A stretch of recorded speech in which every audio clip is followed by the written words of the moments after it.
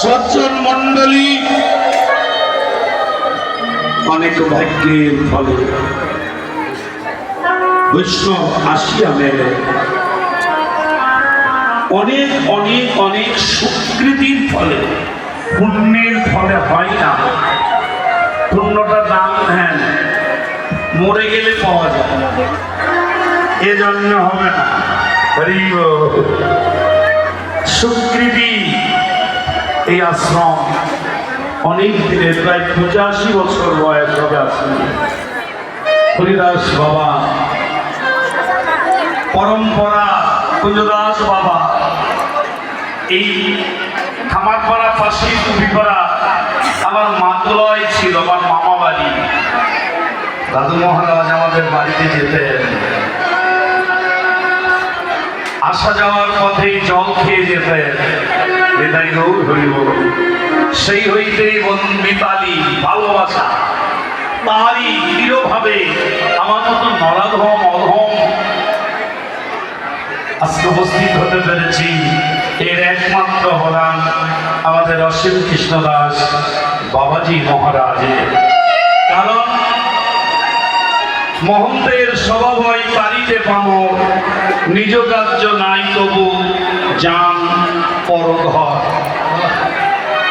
বাবাজি এই মহন্ত, তিনি বাবাজি, তিনি অনন্ত কোটি মানুষের হৃদয়ে কৃষ্ণ স্মরণ করার জন্যই আজকের এই আপনারা নামযজ্ঞ দেখেছেন, আপনারা ভাগবত কথাযজ্ঞ দেখেছেন, উপস্থিত হয়েছেন। কিন্তু এই সাধু সেবারূপ যজ্ঞ আপনারা আজকে যে দেখতে পেরেছেন, এটা একমাত্র বাবাজি মহারাজের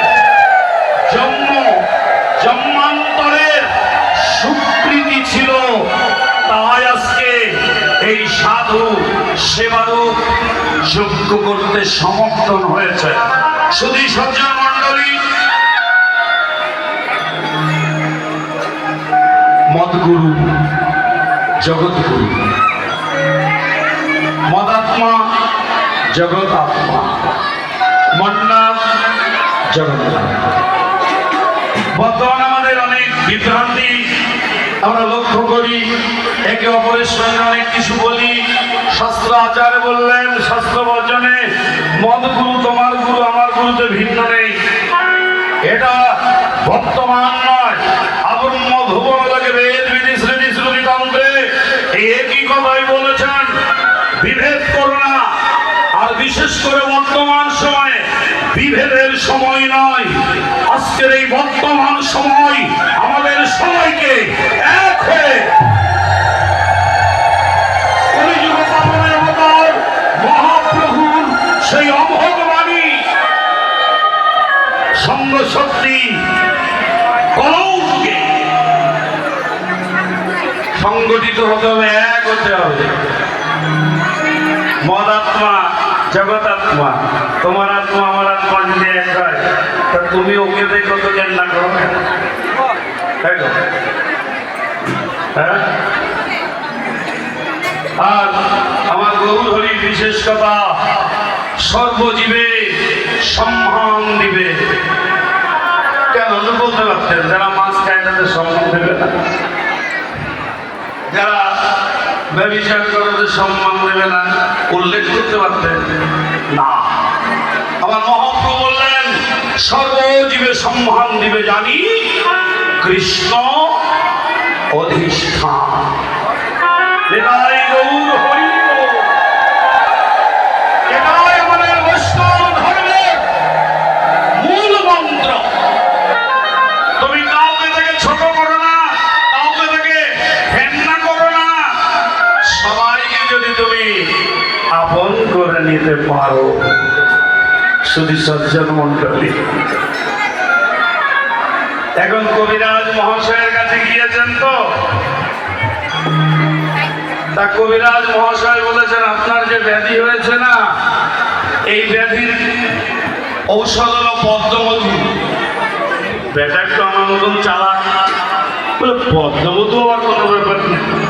ও পদ্মবনে চলে গিয়েছে, অনেকগুলো পদ্ম ফুল তুলে এনে হাতে নিষ্পেষিত করছেন। বিবেক দত্ত বলছেন, আরে বাবা, আমার যে মধু ছিল ও সব মধুকরেরা নিয়ে গিয়েছে। যদি মধু পেতে হয় তুমি মধুকরের সঙ্গ করো। বাবা সত্য মন্ডলী, ভগবানের সেই যে করুণা, ভগবানের সেই যে প্রেম, ভগবানের সেই যে মহা মহা প্রেম, সেটা যদি পেতে চাও কোথায় যাবে? কোথায় গেলে পাওয়া যাবে?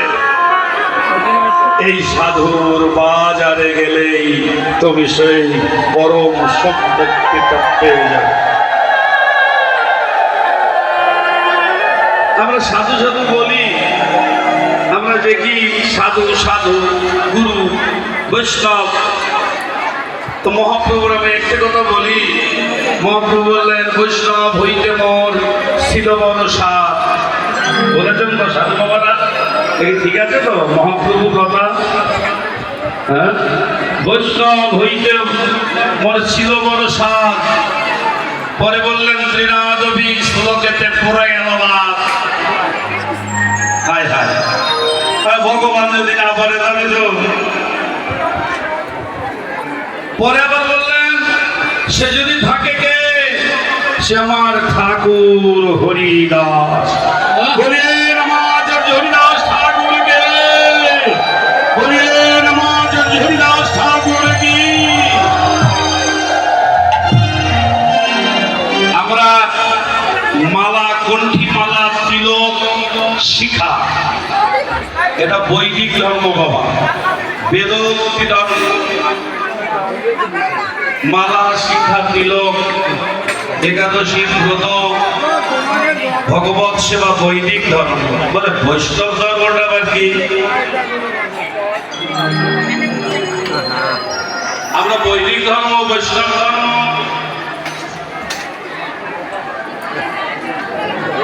এক করে ফেলছি গো বাবা। বিষ্ণু তা এটা বৈদিক ধর্ম, আমাদের বৈষ্ণব ধর্মটা কি?